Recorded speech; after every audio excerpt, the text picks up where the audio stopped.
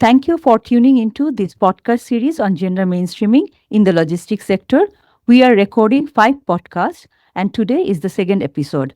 In this episode, we will explore the topic of what has been done to make the logistics sector more gender balanced. Our guests today are Ruth Waring and Claire Bottle. They are the co founders of Women in Logistics, which is a cooperative that aims to promote gender diversity in the logistics sector. Ruth is the chair of Women in Logistics and a multi award winning logistics professional with 34 years of experience. Claire is the CEO of the UK Warehousing Association and the vice chair of Women in Logistics with more than 30 years of experience in the logistics industry. Ruth and Claire, thank you for joining us today. We appreciate you taking the time to share your insights and experiences with our listeners. First, we would like to ask you about the motivation behind starting Women in Logistics and why you felt the need for such a cooperative back in 2008. Thank you, Sudeepa. So I think Claire and I were introduced to each other and we immediately realised that we were kindred spirit and we had a lot in common. We'd both had challenging experiences in logistics and we were both absolutely passionate about promoting the logistics profession as something which is absolutely the right place for women to be. And we both felt that we could achieve this amazing ambition. The other thing that was very critical, which was timing related, was the implementation or the tipping point, really, when LinkedIn became a platform that many people began to use. When we realized that LinkedIn was becoming such a massive force within the profession, and it got to 1 million users in 2008, then in 2009, we had our first ever meeting. We had 40 members in the LinkedIn group and we had 20 people came to the first ever meeting, January 2009. And then in May 2009, we had our first in-person event. And since then, we've gone on in leaps and bounds. And of course, now we're a forum within the Chartered Institute of Logistics and Transport. Well, yes, I agree with everything that Ruth just said. I think we spoke to a lot of other women that worked in logistics, and Ruth in particular did some research on that. And the findings in general were that people who work in logistics, women in particular, absolutely love the job, but sometimes feel the need for solidarity, feeling the need to sort of feel part of a community of other women who would understand our experience. And don't forget, back in 2008, less than 9% of the logistics workforce was made up of women. So we really were in more of a minority than we are today. And so I think it was that need for solidarity that prompted us. Is that right, Ruth? Would you agree with that? Yes, absolutely. And I think I'd benefited from that in certain circumstances where I'd had a great female role model or a woman to work alongside. And I realized that when that's lacking, how isolating and lonely that can be. Our strapline now is connect, engage, inspire. And I think one of the big things to start with was connecting and just feeling that we were part of something much bigger and that there was this group of other women out there who had perhaps similar experiences, and we could share a safe space where it was okay to say this happened to me, or how could I tackle this situation, and just feel that somehow there was other people that were there who'd got your back. And I think that was really our initial, the real driver for setting the group up, was feeling that we were part of a network and part of a community. Okay, thank you for that answer. What you think, or what, according to you, is the biggest achievements of women in logistics over the past 15 years? Well, there's been so many; it's hard to remember them all. But I think the single most amazing story that's emerged from the group is Bethany Windsor. So Bethany is now the director in the CILT that actually looks after women in logistics. And she started her career in logistics as the PA to a data company that was working in logistics. And she got involved with women in logistics. Through women in logistics, met somebody through CILT, became involved in CILT, and then worked for them. And now she's been promoted to basically, she's our boss. So she is like the ultimate success story through women in logistics. And there's been so many amazing things that have happened. There's contracts have been won. People have got jobs. So many people have said, I went to an event, I met you, I met Claire, and, you inspired me, and I went on to do this, this, and this. It's almost impossible to put your finger on the specifics. I think just the expression force for good is relevant here. I think, Claire, would you agree we've been a force for good in the profession? Oh, absolutely, yes. And I think if I was going to pick out something that I would describe as our biggest achievement, it's almost something that sounds like it would be quite a small achievement, but it's had repercussions. And that is our concept of networking. So for lots of people, and I think perhaps for women in particular, the idea of networking where you have to go to an event and you've got to talk to people you don't know and eat some horrible sandwiches can be quite off-putting. And so we came up with this concept that we call networking. We meet up on a Saturday morning. We try and make it very accessible. Sometimes people bring their children. Quite often people bring their dogs. And any woman, and in fact men as well, are absolutely welcome to come along. And then we just go for a walk in the countryside and people talk to each other. And some of these great success stories that Ruth has highlighted have come out of serendipitous meetings that took place in this more informal environment that we've managed to create. So although it feels quite informal and low key, I think networking is probably our biggest achievement. It's something we try and do 4 or 5 times a year. And we've met loads of fabulous people that way. I think one of the other things that I felt was a massive success was about 2 years in, somebody said that they'd moved back to the UK and they'd approached a colleague and said, what's the best networking group to join? And this person said, oh, it's women in logistics. He said, but I'm a man. He said, no, it's just the best networking group because they are just phenomenal networkers. So and I think that's amazing. And our last conference, we had 170 people in person and more online. And, it's just phenomenal what we've achieved. And every year, more and more people come to the party. And I went to an event today, actually, where we had women who'd not heard of women in logistics who'd come because it was an event held at their business.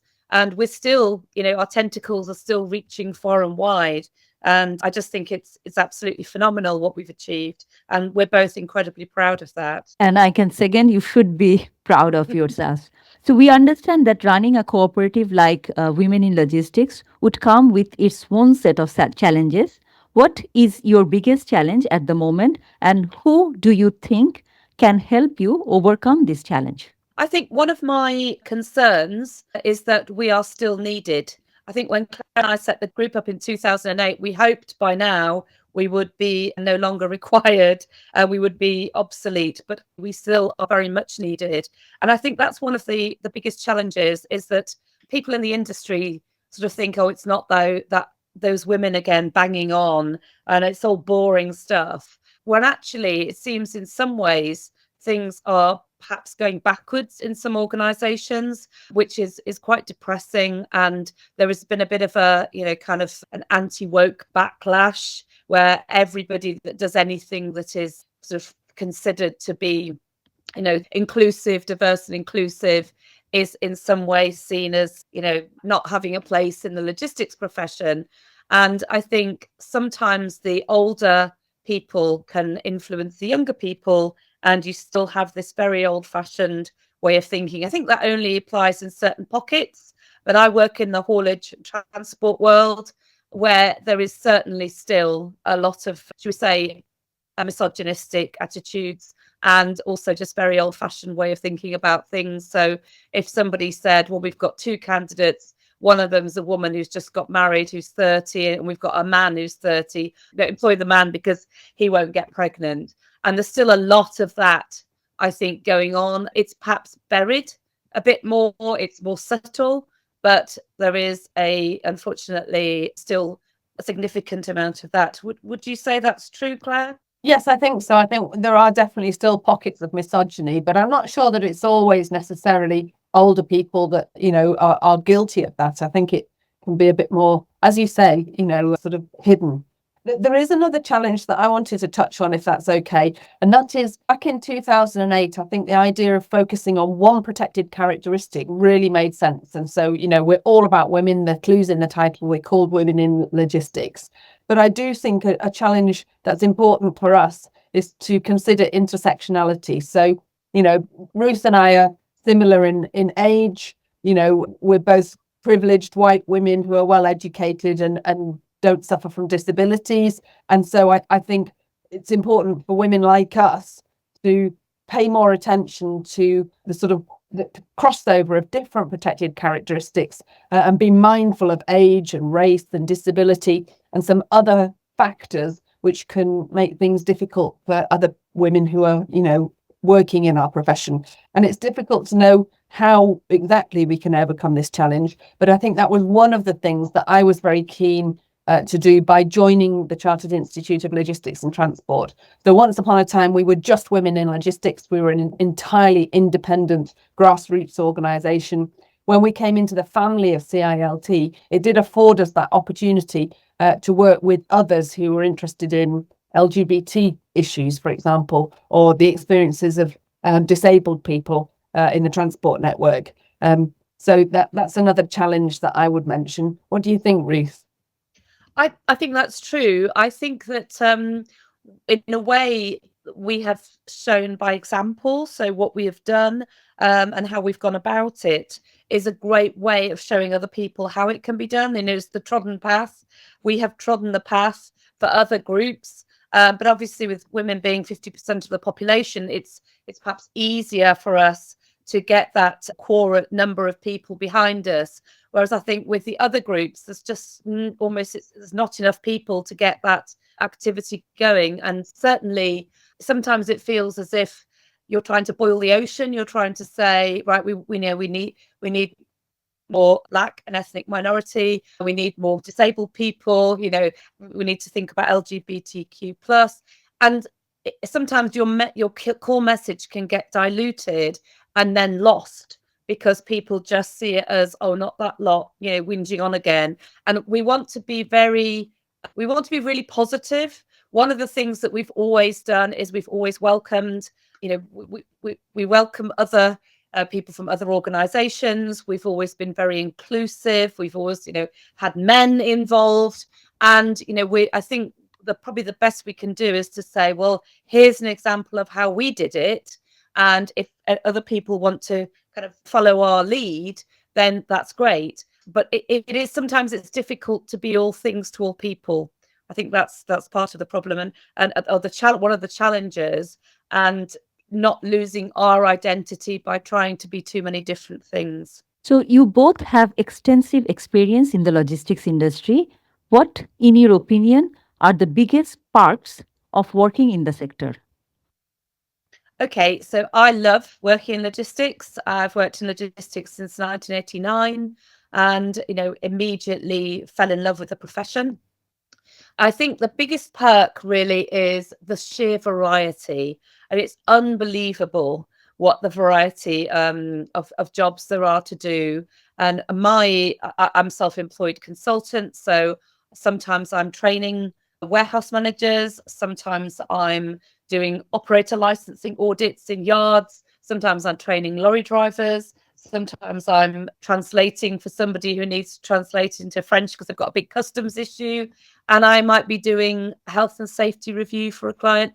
All of those things are so varied and different, and yet they're all aspects of logistics compliance. And logistics compliance is just one little bit of logistics. So the sheer variety and fascinating challenges, I always say to people, if you can work in logistics, if you can survive in logistics, you can really do anything. It's that sort of place. So I think that's a great perk, that you have a huge amount of variety. There are some really fascinating people work in logistics, and you do meet all life is here in logistics, and that's not true in every profession. You get to understand what makes drivers tick, forklift drivers, and everybody from the forklift driver and the driver all the way up to the MD, everybody will talk to you. It's a very sort of friendly and welcoming environment, which again isn't the same in all professions.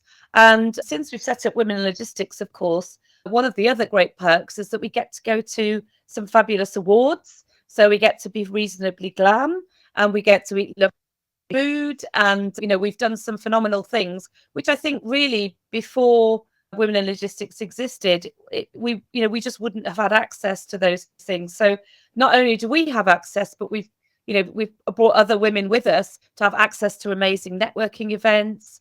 And I think those perks are perks as you earn as you get older. But I think it's worth sort of remembering that there is a glamorous side to logistics. It's not all high vis jackets and safety boots.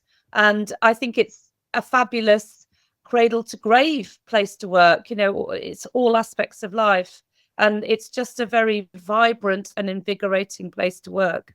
Yes, I agree with all of that. I think I had 3 points that I wanted to say about, what I love about working in logistics. And I would say that the first one very much mirrors what Ruth was saying about the people. Such friendly people. You meet really fantastic colleagues working in logistics. I think one of the reasons for that is because of the nature of the work. So again, I agree with Ruth about the variety, but in particular in logistics, I think you need a good balance between intellectual skills to be able to think of creative solutions to tricky problems, but also practical skills to be able to put something into practice that will really work. So the kind of people who are good at that sort of work are usually really fun colleagues to work with, but it's also very rewarding in its own right. And the third point, which I think is worth saying, is that in a lot of cases, the pay is good and the opportunities to progress in your career are good as well. And outside of the logistics profession, I think our reputation doesn't necessarily reflect that.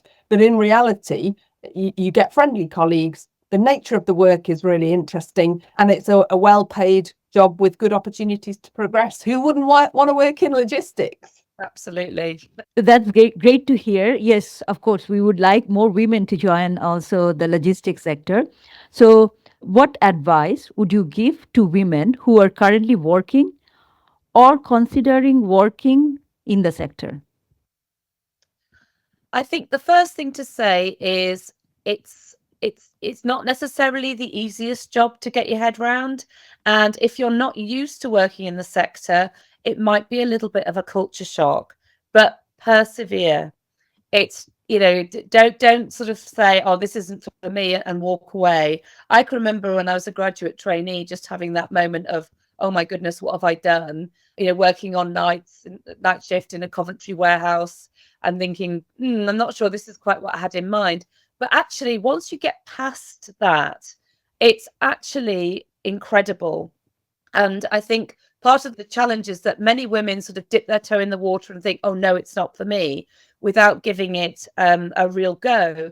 And ways you can do that is to maybe start off as perhaps doing something like a student job or a job in the holidays, where you just get used to the banter, you get used to working in a warehouse environment or in a depot, and you just kind of adapt and realize that you can be a chameleon, you can change and be with different people, as long as you keep the essence of you and are true to yourself, and just understand how your behavior needs to adapt a little bit to be with different types of people. Because I think that's the biggest thing, is this culture shock. And it's just keeping your nerve in those first few weeks and just saying, no, I can do this. Actually, this is an incredible career, and I'm going to get through this first sort of sense of almost like the early days of motherhood, where you just think, what on earth am I doing? And you keep going because you have to. And I think that's what is required with women. Lean in, meet them halfway, maybe do a little bit of research into the football results at the weekend, so you've got something to say to your male colleagues. And then over time, eventually they might start listening to your views on Strictly Come Dancing. But you have to start off by realizing that it probably is going to be a bit tough, and it is going to be a bit alien to start with, but that doesn't mean it's not the most amazing place to work. Yeah, and to build on that, I absolutely agree. And I think a couple of bits of advice that I would give to women is to do some networking, even if you think that, it's going to take you outside your comfort zone. It's good to build that network, to talk to other people, not necessarily just in your organization, but also beyond it. Perhaps even think about getting a mentor so that you've got somebody that you can, refer to for specific bits of advice. But in both cases, with networking or with mentoring, try and think fairly strategically about what it is that you want to get out of that. So how do you think networking or having a mentor could help you in your career? And be pretty straightforward about that. And you can say to people, I'm networking with you because I think you're going to be able to help me in my career, and this is what I think you might be able to do for me. And similarly with mentoring, don't be put off from trying out those things, even if they initially feel a little bit uncomfortable, because that will help you to grow into a career in logistics. So, last question. Where do you see the logistics sector with regard to gender mainstreaming 5 to 10 years from now? Yeah, really good question. And what's amazing really now is that this is becoming something that is now being talked about, that is becoming normal. An event today with a big 3PL company, and one of their sort of major strategies is getting people to call out bias, unconscious bias, lots of people having unconscious bias training, and teaching women in particular how to say something, whether it's with humor or so without sounding like they're just a po-faced, old-fashioned person.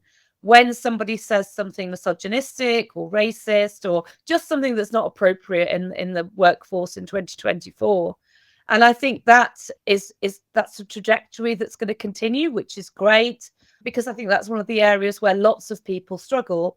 And one of the questions was really interesting today. Somebody said, what happens if you're in a customer meeting and that you get somebody saying something that's really not in line with with your views or the culture of your company? And interestingly, the sort of generic view was it's okay to call people out as long as you do it in a polite way and you again use humor. But that seems to be more and more the norm, that it is becoming okay to say, actually, I don't think that's an appropriate thing to say. Or again, making you, it doesn't have to be a huge deal, but you just say something at the right time so that that person knows that that's not a route that you're happy for them to go down. And I think that is a really interesting trajectory. I'm also hoping that with Gen Z coming in and the new wave, which is apparently called Gen Alpha, we've got a lot of neurodiverse people coming into the workforce, and that's becoming much more of a thing which is recognized.